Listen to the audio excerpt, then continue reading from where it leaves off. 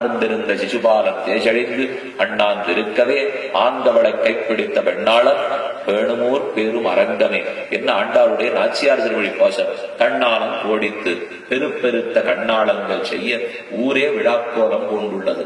மக்களுக்கெல்லாம் தான தர்மம். எல்லாரும் புத்தாடை பணிந்தார்கள்.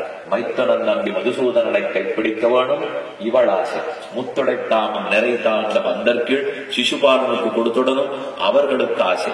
பூப்புனை கண்ணி புனிதனோடு காப்பு நான் கட்ட கனாக்கண்டேன் இவளுக்கு இருக்கிற ஆசை. ஆனா ஒத்தருக்கொத்தர் அவரவர்கள் ஆசை. பெருமான் எல்லார் ஆசையும் பார்த்துட்டு இருக்கார். கல்யாண காரியங்கள்லாம் தொடங்கி கொடுத்து முதல் நாள் நிச்சயதார்த்தம் ஆயிடுத்து. தார்த்தால விரதம் பண்ண வேண்டியது முடிஞ்சு போச்சு. எல்லாம் ஆயிடுத்து. இனிமே கல்யாணத்துல தடங்களுக்கு வழி இல்லை. நாம தான் கல்யாணம் பண்ணி போறோம் என்ன வாய பழந்துண்டு சிசுபாலன் ஓய்வெடுத்தான். கண்ணாலம் ஓடித்து கன்னி தன்னை கைப்பிடிப்பான். திண்ணார்ந்திருந்த சிசுபாலன் தேசழிந்து அண்ணாந்திருக்கவே. சிசுபாலன் அண்ணாந்திருக்கும் போது ஆங்கவளை கைப்பிடித்த பெண்ணாளன் பேணுமூர் பேரு அரங்கவே. வாயு வேகத்துல பெருமாள் வந்தார். வந்ததே தெரியல. ருக்மிணி தேவி எடுத்து தன் தேரில் அமர்த்தி கொண்டார். ஓ கள்வன் வந்தான் வந்தான் குடிகோ குடிகோ இன்னும் மொத்த பேரை எதிர்த்து வருகிறார்கள். ருக்மியை செலுத்தார். சிசுபாலனை ஓட்டினார். ஜராசந்தனை விரட்டினார். ஒரே அதிகாரியாக சுற்றி இருக்கக்கூடிய அனைவரையும் ஒரு சிங்கம் நடுவில் நிற்கும். சுற்றி எத்தனை புள்ளரறி கூட்டங்கள் இருந்தாலும் சின்னம் பின்னமா உதவிடாதார். அத போல எல்லாரையும் தள்ளிட்டார். ருக்மிணியை கொல்ல வேண்டிய நிர்பந்தம். அவனை கொல்லவும் போயிட்டார். அதாவது ருக்மியை கொல்லும் போது ருக்மிணி பிராட்டி பிரார்த்திக்கிறார். கல்யாணம் ஆகணும் முதல்ல அண்ணனை கொன்னா என்ன கூட்டின்னு போகணும் வேண்டாம்னு பிரார்த்திக்க. சரி போ உனக்காயவனை விட்டுடுறோம்.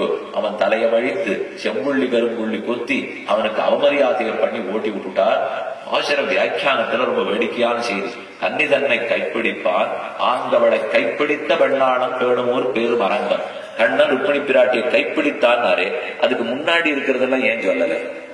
விரதம் பண்ணது சொல்ல வேண்டாமா? ஊஞ்சலாடினது பிடி சுத்தினது எல்லாம் சொல்லி பண்ண வேண்டாமா? யாரும் பத்திரிகை போலச்சே கன்னிகாதானம் செய்து கொடுப்பதாய் பாணிகிரகணம் செய்து கொள்வதாய் அப்படின்னு போடுவார். நிச்சயதார்த்தம் பண்ணுவதாய் விரதம் பண்ணுவதாய் ஊஞ்சலாடுவதாய் பிடி சுத்துவதாய் இப்படி எல்லாம் ஒருத்தரும் பத்திரிகை போடுறதில்லை. அதனால பிரதான கர்மா ஏதோ அத்த சொல்லிட்டார். இது ஒரு வியாக்கியானம். இன்னொன்னு சொன்னார். இல்ல இல்ல கன்னி தன்னை கைப்பிடித்தான் ஆங்கவளை கைப்பிடித்தான்னு சொன்னால் முன்னாடி பண்ண வேண்டிய எல்லாத்தையும் வைதிக காரியங்கள் எல்லாம் சிசுபாலன் பண்ணி வச்சிருக்காராம். அந்த சமயத்துக்கு கைப்பிடிக்கிறதுக்கு மட்டும் கண்ணன் வந்தாராம். சில கல்யாணங்கள்லாம் நாடகத்தை பாக்குற பாருங்க. முதல் நாள் ஏற்பாடெல்லாம் யாரோடய நடந்திருக்கும். கார்த்தால வழிக்கு நடந்துட்டே இருக்கும். திடீர்னு அந்த மாப்பிள்ள காணா போடுவார். ஆர்வத்திர மண்டபத்தில் இருக்கிறவாட கேட்பார். அவருக்கு உட்காந்து கல்யாணம் பண்ணி போடுவார். இது இன்னைக்கு இல்ல. இது ருக்மிணி பிராட்டி கல்யாணத்திலே இப்படிதான் நடந்தது.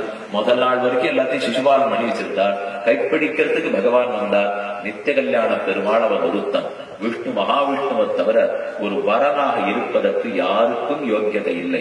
எந்த பிள்ளைக்கு யார் கல்யாணம் பண்ணி கொடுத்தாலும் மேடையில தகப்பனார் மாமனார் என்ன சொல்லி பண்ணி கொடுக்கிறார்? விஷ்ணு ரூபாய வராய. விஷ்ணு ரூபத்துல உட்கார்ந்து இருக்கிற இந்த வரனுக்கு கொடுக்கிறேன். ஒரு சுவாமி வேடிக்கையா சொன்னார். இவரை மட்டும் விஷ்ணு ரூபம்னு மந்திரம் சொல்லிருக்கல. இந்த மாப்பிள முகத்தை பார்த்து ஒரு மாமனாரும் பொண்ணை நம்பி கொடுக்கவே மாட்டார். நல்ல வேலை எல்லாம் மந்திரம் விட்டு ரூபம்ங்கிறதுனால போனா போறதுன்னா இல்லைன்னா ஏதோ கிளிய வளர்த்து ஏதோ பேரை கொடுக்குற பேரும் கொடுத்துருவாளா? யாரும் தரமாட்டான். அன்னைக்கே ருக்மிணி பிராட்டியை வீழ்நகரைய பண்ணி கொடுக்கல. கண்ணன் ராட்சச விதானத்தில் அபகரித்து கொண்டு போனார். துவாரகையை சென்று திட்டினார். அங்கு போன பிற்பாடு கண்ணன் யோசிச்சார். நாம